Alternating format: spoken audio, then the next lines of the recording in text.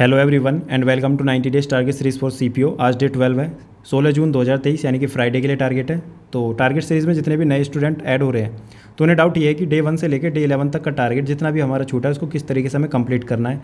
यानी कि अभी हम जब ऐड हुए हैं डे 12 से या डे 13 जब भी हम ऐड हो रहे हैं, ठीक है, तो अब हमें जो पीछे का टारगेट है वो किस तरीके से कंप्लीट करना है। अगर हम ऐड हो रहे हैं तो हमें डे 12 से स्टार्ट करना चाहिए या डे 5 से या डे 1 से, ये डाउट है। तो देखो मैं बताना चाहता हूँ, सबसे पहले आपको अपना लेवल जानना है कि मेरा लेवल क्या है। क्या मेरे मॉक में 60 नंबर आ रहे हैं, 80 आ रहे हैं या 100 आ रहे हैं?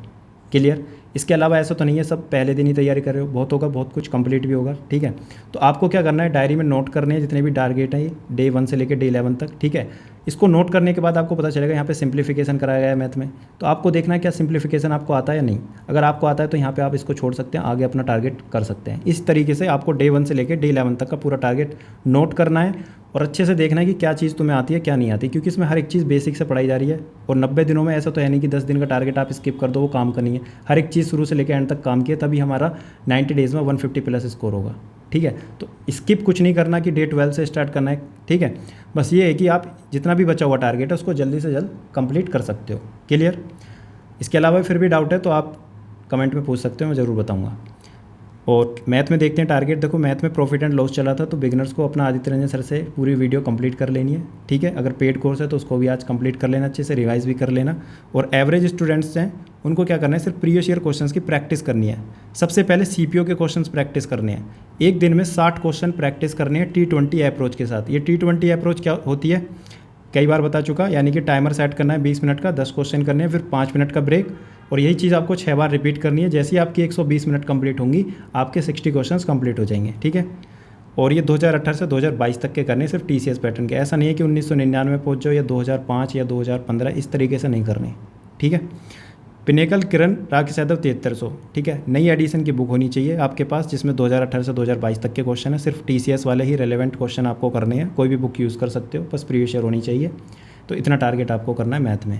इंग्लिश में देखो हमारा ग्रामर में हमने कल एडजेक्टिव पढ़ा था, तो एडजेक्टिव के बाद आपको 1 घंटे के आसपास की वीडियो मिलेगी तरुण ग्रोवर सर की यूट्यूब पर, ठीक है। सर्च करना है एडजेक्टिव क्वेश्चंस बाय तरुण ग्रोवर सर, तो वो आपको प्रैक्टिस करने हैं।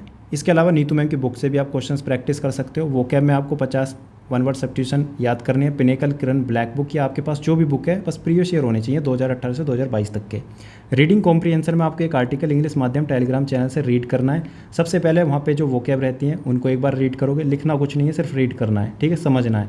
और पैसेज रीड करने का मतलब ये नहीं है कि उसकी हिंदी निकालने लगो, ठीक है। एक एक वर्ड की हिंदी आप सोचो कि यह जा रहा है या खा रहा है, इस तरीके से निकालोगे तो इरिटेशन हो जाएगी कि मुझे इंग्लिश आती नहीं है, ठीक है। बस समझना है कहना क्या चाह रहा है, ठीक है। एक तरीके से समरी, वहाँ पे समरी भी लिखी होती है तो उसको भी पढ़ना है।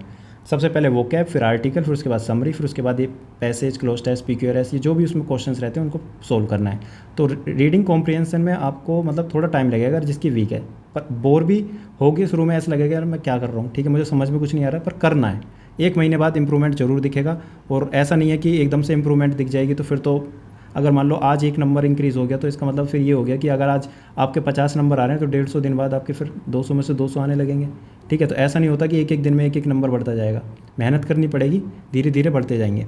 इसके अलावा देखो जीके में जियोग्राफी हम पढ़ रहे थे, 6 दिन का टारगेट था, तो इसमें प्रीवियस ईयर क्वेश्चंस करने 100 प्लस। पिनेकल किरण घटनाचक्र ब्लैक बुक, कोई भी बुक आप यूज़ कर सकते हो। 2018 से 2022 तक के प्रीवियस ईयर क्वेश्चंस करने हैं और टिक लगाने जो भी क्वेश्चंस आपको डिफिकल्ट लगते हैं। डिफिकल्ट का मतलब जो आपने नहीं पढ़े, जो आपने नहीं पढ़े सिर्फ वही डिफिकल्ट लगेंगे। डिफिकल्ट नाम की कोई और चीज़ होती नहीं है, सिर्फ मैथ में लग सकते हैं आपको क्वेश्चंस डिफिकल्ट, क्योंकि उसमें भी नए नए कॉन्सेप्ट आते हैं। तो देखो ल्यूसेंट में आपने अगर नहीं पढ़ी या नोट्स में आपने नहीं लिखे तो आपने जब क्वेश्चन देखा कि यहाँ पे कुछ नया क्वेश्चन आया उसको टिक करना और उसका जो भी कॉन्सेप्ट आपको लगता है लिखने लायक तो आप अपने नोट्स में ऐड कर सकते हो, ठीक है। और इनको बार बार रिवाइज़ करने, मतलब नोट्स को डेली रिवाइज़ भी करना है, आधा घंटा रिवाइज़ करना है और बाकी 1.5-2 घंटा अपना जीके पढ़ लेना, मतलब क्वेश्चन प्रैक्टिस कर लेना। और रिलेट करके पढ़ना है। रिलेट का मतलब ये देखना है कि यार किस टॉपिक से क्वेश्चन पूछे जा रहे हैं, क्या मैं उसमें उसको ल्यूसेंट में टिक कर रहा हूँ या नहीं, ठीक है। और ऐड करते रहना साथ के साथ नोट्स में। चलो इतनी बात आ गई समझ में। अब रीजनिंग में देखते हैं, एक सेक्शनल मॉक देना है। अभी तक हमने डिकोडिंग कर लिया। मुझे बताना कोडिंग डिकोडिंग के मतलब कॉन्फिडेंस आया तो वो वीडियो देखकर 4 घंटे की वीडियो देखने के बाद क्या आपको लग रहा है कि अब हर तरीके के क्वेश्चन मैं कर सकता हूँ। क्योंकि आपने देखा होगा कई बार डिफ़िकल्ट क्वेश्चन आते हैं पर हमें वो कलेक्शन नहीं मिल पाता उन क्वेश्चन का। हम सोचते हैं कि अच्छे अच्छे लेवल के क्वेश्चन हमें एक साथ मिल जाए, तो even coaching centre YouTube channel पर आपको अब मिल गए होंगे। तो आपने करें तो आपको कैसा लगा मुझे बताना। इसके अलावा टेक्स्ट बुक पर ये मॉक देना है, एक सेक्शनल मॉक 50 नंबर का ये मॉक होगा और बताना है कि आपका स्कोर क्या रहा। वैसे मोस्टली सभी का 40+ स्कोर आ रहा है। इसके अलावा जिसका मैथ में स्कोर कम आ रहा है तो अपना मोरल डाउन करने की ज़रूरत नहीं है, धीरे धीरे ही मार्क्स इंक्रीज़ होंगे। एक महीना आप अपने आप को दो और एक महीने बाद पूछना कि मार्क्स इंक्रीज़ हुए या नहीं। आज जितने भी नंबर आ रहे हैं, चाहे मैथ में 50 में से 10 नंबर आ रहे हैं, उनको लिख लो, ठीक है। एक महीने बाद फिर देखना अपने मार्क्स इंक्रीज़ हुए या नहीं हुए, कितने हुए वो भी देखना, ठीक है। पर शर्त ये है कि टारगेट सीरीज़ को डेली फॉलो करना है। ऐसा नहीं है कि आप एक महीने बाद बिना टारगेट सीरीज़ फॉलो करके कहो कि मेरे तो 10 आ रहे थे अब भी 10 आ रहे हैं, ठीक है। टारगेट सीरीज़ फॉलो करो, मैं गारंटी दे रहा हूँ अगर 10 आ रहे हैं ना तो 30 नंबर जरूर आएंगे। टारगेट सीरीज़ फॉलो करके देखो। इसके अलावा जो भी आप मॉक दे रहे हो उसमें जितने भी क्वेश्चन गलत हो रहे हैं उनको टिक करना, या अपनी मतलब टेक्स्ट बुक पर सेव कर सकते हो। वहाँ पे ऑप्शन आता है लाइब्रेरी में, वो क्वेश्चन सेव हो जाएंगे, लिखने की ज़रूरत नहीं पड़ेगी। तो जितने भी आपको यहाँ पे फैसिलिटीज़ दी जा रही हैं टेक्स्ट बुक के द्वारा, उनको यूज़ करना सीखो और एनालाइज करना है। जो भी वीक क्वेश्चन हो रहे हैं उनको लिखते जाओ, फिर बाद में उनको इंप्रूव करेंगे। 8 घंटे प्लस का ये टाइम टेबल है, इसको फॉलो कर सकते हो। सुबह 3 घंटे इंग्लिश पढ़नी है, 3 घंटे मैथ, किस तरीके से हर एक टाइम टेबल मैंने अच्छी तरीके से बताया हुआ। इसको आप मैनेज भी कर सकते हो अपने अकॉर्डिंग, कि आप सुबह वर्कआउट करते हो तो शाम को इंग्लिश पढ़ सकते हो। जिसको सुबह जीके पढ़नी अच्छी लगती है वो जीके पढ़ सकता है, अपने हिसाब से कर सकते हो। पर ये मैंने एक एवरेज स्टूडेंट के अकॉर्डिंग और थोड़ा बेस्ट अपना टाइम टेबल बताया कि इस तरीके से आप करोगे। क्योंकि सुबह जब वर्कआउट करते हैं तो फिर थोड़ा दिन थका थका सा हो जाता है, तो फिर हम पढ़ नहीं पाते, इसलिए मैंने शाम के टाइम वर्कआउट रखा है, ठीक है। तो आप अपने तरीके से कर सकते हो इसको और कंसिस्टेंट रहना है 90 दिनों तक। और बहुत लोगों को डाउट ये है कि मतलब कमेंट में कह रहे हैं कि सर 90 डेज़ तक प्लीज़ साथ रहना। तो देखो 90 डेज़ टारगेट सीरीज़ अभी CGL की कंप्लीट हुई है, तो डे 1 से लेकर डे 90 तक एक भी दिन का गैप नहीं हुआ। तो इसी तरीके से CPO में भी कोई गैप नहीं होने वाला भगवान की दुआ से। इसके अलावा और इसमें CPO में सिर्फ 90 डेज़ टारगेट सीरीज़ नहीं, इसके बाद जो 30 डेज़ रिवीजन सीरीज़ चलेंगी और मेंस तक, बल्कि मैं फिजिकल मेंस हर एक चीज़ तक तुम्हारे साथ रहूँगा, ठीक है, हर एक फेज़ तक, ठीक है। तो बस अपने दोस्तों के साथ शेयर करो इस वीडियो को और चैनल सब्सक्राइब कर लेना जो चैनल सब्सक्राइब नहीं किया, क्योंकि आपको नोटिफिकेशन मिल जाएगी जब भी वीडियो आती है, ठीक है। इसके अलावा जो भी स्ट्रैटेजी या सब्जेक्ट वाइज वीडियो निकालूंगा तो आपको पता चल जाएगा। Thank you so much.